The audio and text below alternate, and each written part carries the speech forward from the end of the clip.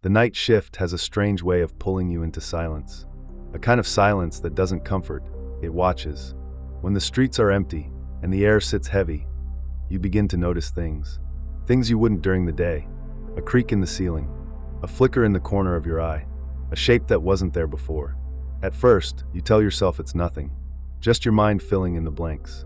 But what happens when the blanks fill themselves? What happens when you hear footsteps in a locked building? When a car pulls in and never leaves? This isn't a story about imagination. It's not about dreams or shadows. It's about real people in real places who found themselves face to face with something they still can't explain. These stories weren't written. They were reported, shared by workers who made it to sunrise, barely. So if you've ever worked a night shift, if you've ever locked the doors and thought you were alone, you might want to keep the lights on. But before we step deeper into the dark, here's something strange. Most viewers make one huge mistake. They leave without subscribing. Don't be one of them. Hit that subscribe button now, because what you're about to hear is just the beginning. These stories only get darker from here. And if you're the kind of person who watches alone at night, you're exactly who we made this for. Now tell me, where are you watching from? And what time is it there? Drop it in the comments. Because the night is far from over, and the real horror is just about to begin.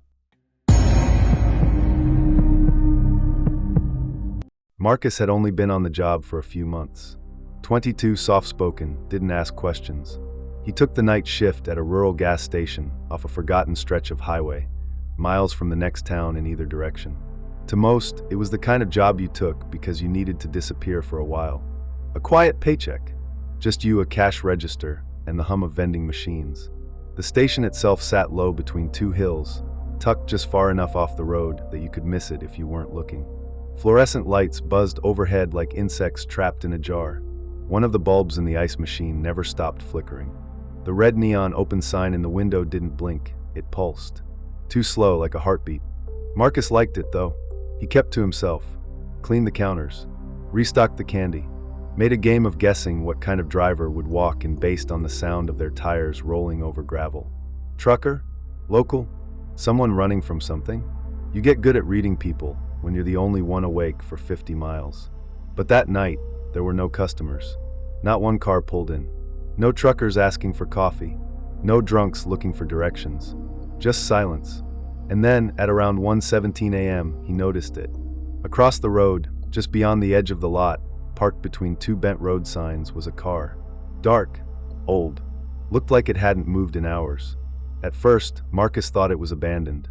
Happens sometimes. People break down and walk to the next town. But the driver's seat was reclined. And every few minutes, the headlights would blink. Once. Just once. Like someone was pressing the remote from inside. Watching. Waiting. Marcus stood by the window for a long time, trying to make out a face behind the windshield. But the glass was too dark, too still. He even opened the door to hear if the engine was running. Nothing. Just the low hiss of wind passing through the empty pumps. And a feeling, deep in his chest, like the car wasn't waiting to be noticed. It was waiting for him to come outside. Marcus tried to shake it off, told himself the car was probably abandoned. Maybe someone had fallen asleep waiting for a tow truck. Maybe they were just sleeping off a bad night. Maybe. But still, something about it felt off. He went back inside, locked the door, and kept glancing at the monitor hooked up to the single security camera aimed at the pumps. The car wasn't visible from that angle. He hated that. Hated having to turn his back to the window every time he checked the screen. A few minutes passed. Then something happened. The vending machine behind him let out a deep, low whir, like it had restarted itself. Marcus turned, expecting a snack to drop or a light to go out. Instead, the digital display now read 1:17 a.m. Over and over again. The same minute the headlights had blinked. The same time he first noticed the car. He unplugged it, plugged it back in. The machine went dark for a second, then lit back up. 1:17 a.m. Again. That's when the bell rang, the soft chime above the door that signaled a customer had stepped in. But no one had. The door never opened. Marcus stared at it, at the space just inside the doorway where footsteps should have followed, where a voice should have said, "Hey," or "Pump 3. But there was nothing, just the still, heavy air and the faint scent of something old. Wet, like leather that had been left out in the rain. He stepped around the counter, unsure why he felt the need to whisper, "Hello." No answer. But when he looked down, the welcome mat was wet, like someone had tracked in water. Not mud, not oil, just water. He stepped back slowly, returning behind the counter, hands beginning to tremble now. On the camera screen, the pumps were still empty. The lights outside flickered once. Then again. Asterisk, he turned back to the window. The car was gone. No sound. No headlights. No gravel under tires. It had vanished. But just as his heart began to settle, the chime rang again. And this time, from somewhere behind the aisle of motor oil and window cleaner, he heard breathing. Slow, rhythmic, like someone had been there the whole time, just waiting for him to turn his back. Marcus moved slowly, his breath tight, his steps careful, as he crept toward the end of the aisle where he'd heard the breathing. But the moment he reached for the edge of the shelf to peer around, everything went black.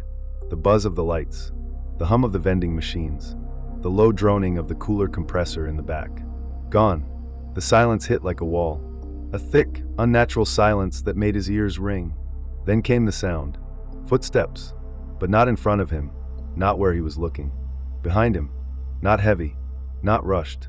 Just slow, steady, and far too close. The kind of sound you don't just hear. You feel it vibrate in the center of your chest. Marcus didn't scream. He didn't run. He dropped straight to the floor behind the counter, heart punching against his ribs. He curled up tight, clutching the flashlight that barely flickered anymore, and listened. Every instinct told him not to move, not to breathe. Whatever it was looking for him now. He squeezed his eyes shut and waited. The footsteps stopped.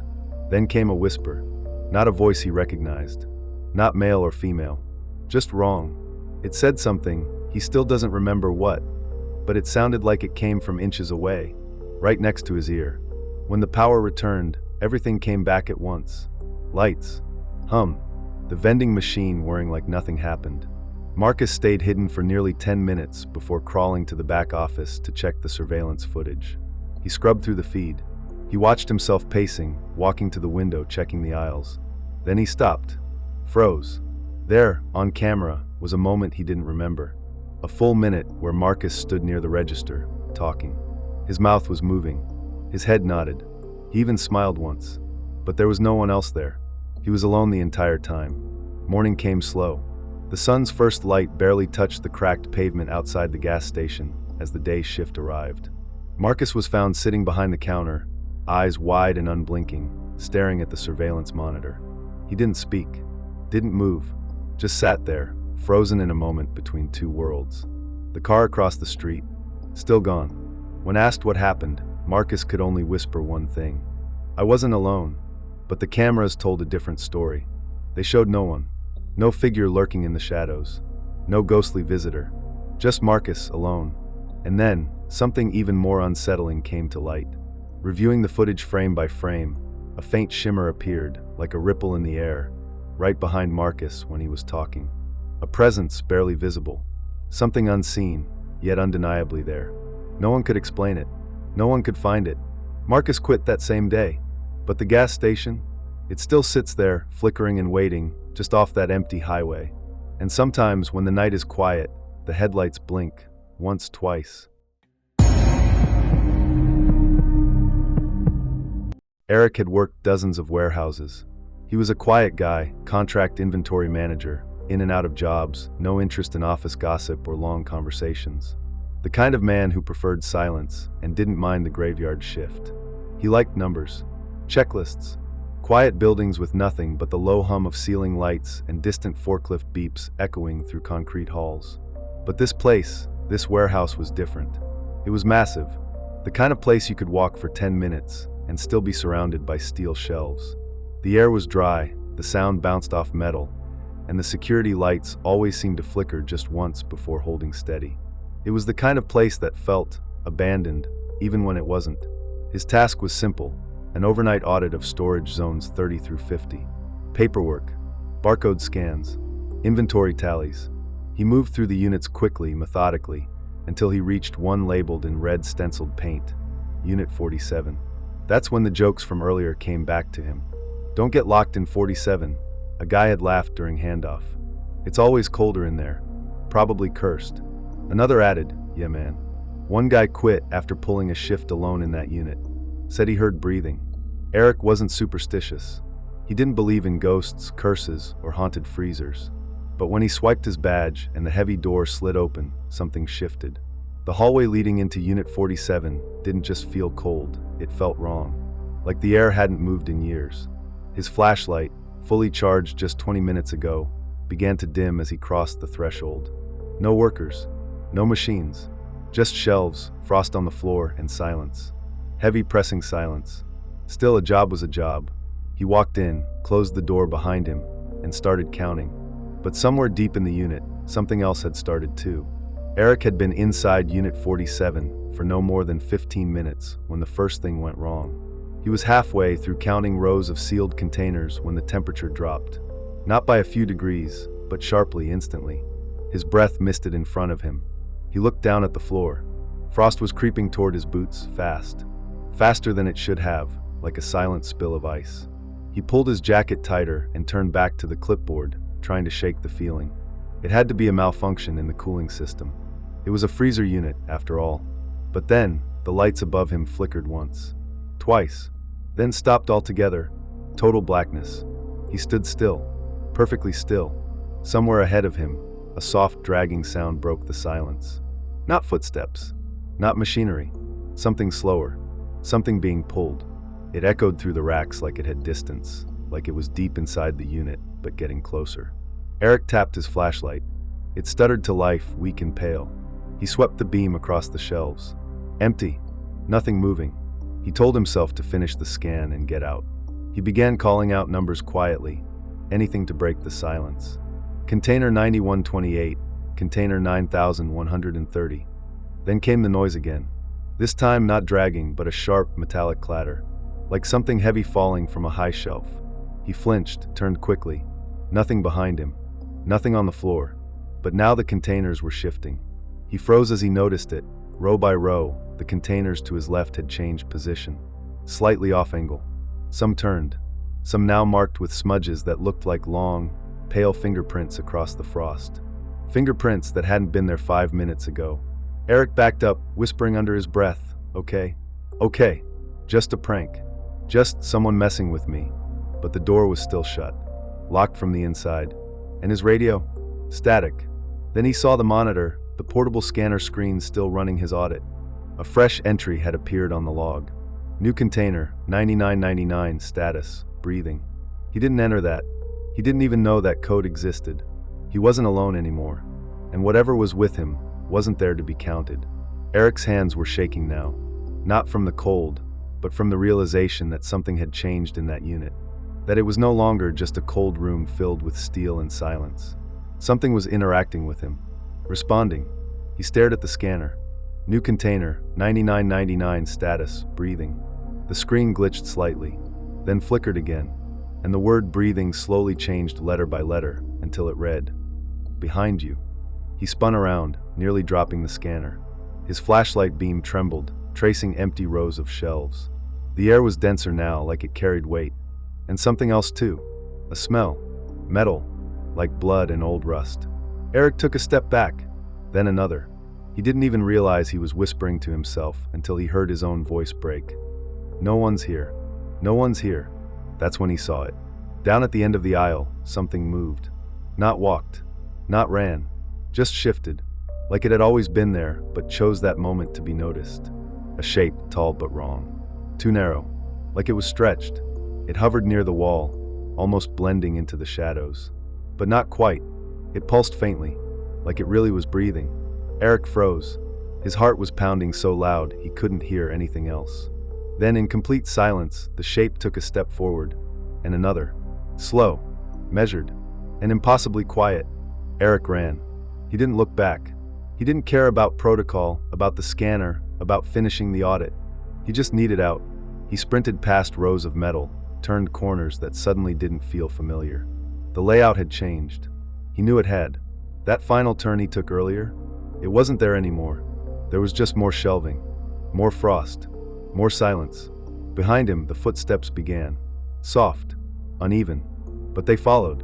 He found a door, one he didn't recognize. An old maintenance hatch marked, emergency access only. It looked sealed shut with rust. He slammed his shoulder against it once. Twice. It gave. He fell into the next corridor, breath ragged, knees scraped. The lights in this hallway were different, warmer. And that thing, it didn't follow. But when Eric looked back, the doorway he'd just come through was gone, replaced by smooth, unbroken wall. He staggered out of the warehouse at dawn, covered in frost and blood from a gash on his arm he couldn't explain. Security found him curled behind a delivery truck, eyes wide open, not speaking. It would be 3 days before Eric said a word. And when he did, it was just this. It knew my name. Eric never filed the audit report. He didn't return to finish the job. He didn't even return the equipment. The company terminated his contract 3 days later for abandonment of duty. But that wasn't what made people talk. It was what happened after. A week later, a new inventory manager was assigned to replace him. Same task, same checklist, same overnight audit. He never showed up for day 2. Security found his badge outside the entrance to Unit 47, snapped clean in half. They checked the security footage. At 2:11 a.m., the man is seen walking toward Unit 47 with his tablet in hand. He reaches the keypad, and then he stops. He looks over his shoulder, slowly, like someone called his name, but no one was there. He hesitates, then turns around and walks, deliberately, back down the hall. But as he does, the door to Unit 47 slides open on its own. No one had touched the panel. No one had keyed in the access code. It just opened, and then the feed cuts out. The timestamp resumes 37 minutes later. The hallway is empty. The door to Unit 47 is closed again. They never found the man. No sign of struggle. No prints. His car remained in the lot overnight, locked. Inside his trunk, a printed report form with 47 circled in red ink over and over until it bled through the page. After that, they sealed off the unit. But the story didn't end there. One former supervisor claimed Eric mailed him a package 6 months later. No return address. Inside was a flash drive with a single video file. No title, no date.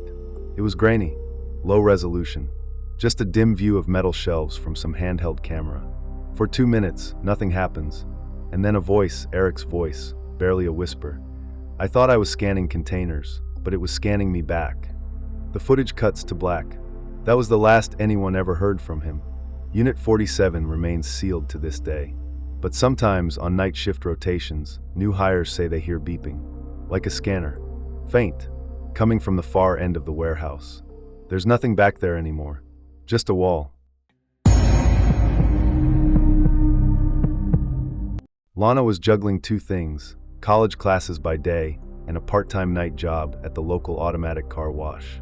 From 10 p.m. to 6 a.m., it was just her, a small booth, and the endless rhythm of cars rolling through the wash cycles. Most nights were quiet, sometimes too quiet.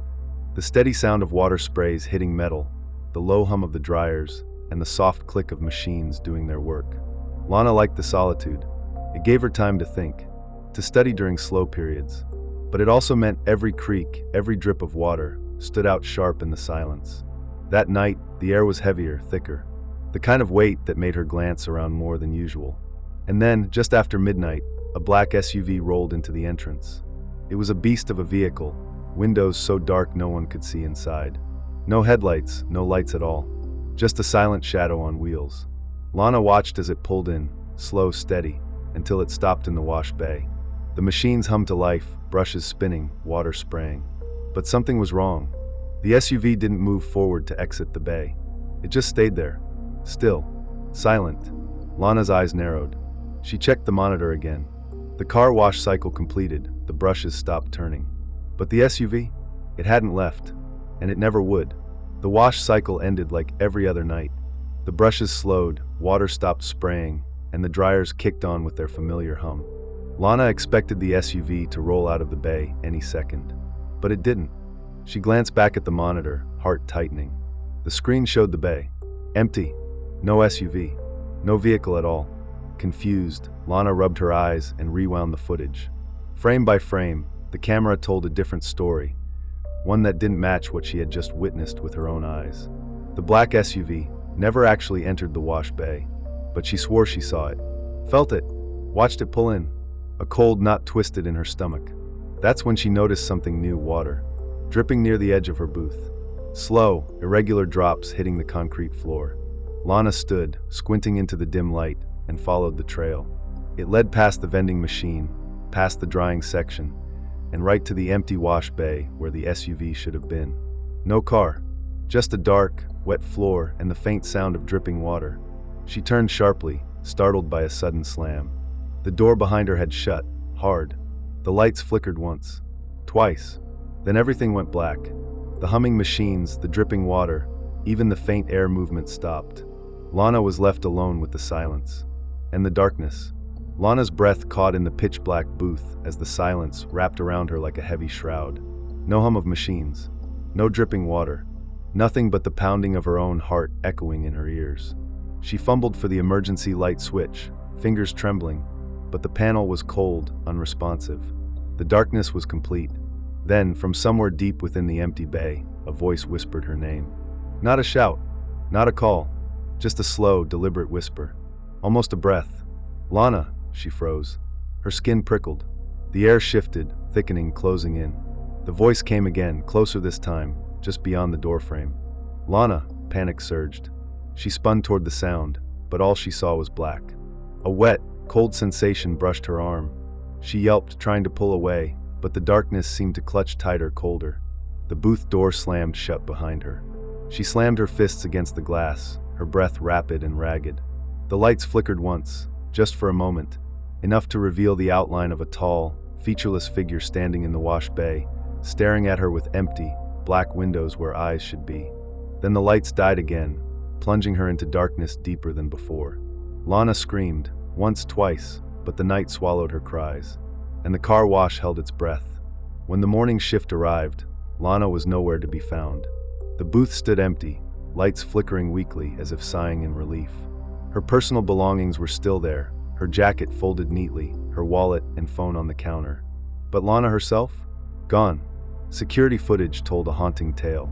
It showed Lana moving through her shift as usual, checking equipment, logging activity, the silent rhythm of her work. Then, during the last wash cycle, the cameras captured her walking out of the booth and straight into the black SUV. The strange vehicle she had sworn she saw enter the bay, except the footage showed it had never arrived. No wheels turning, no engine noise.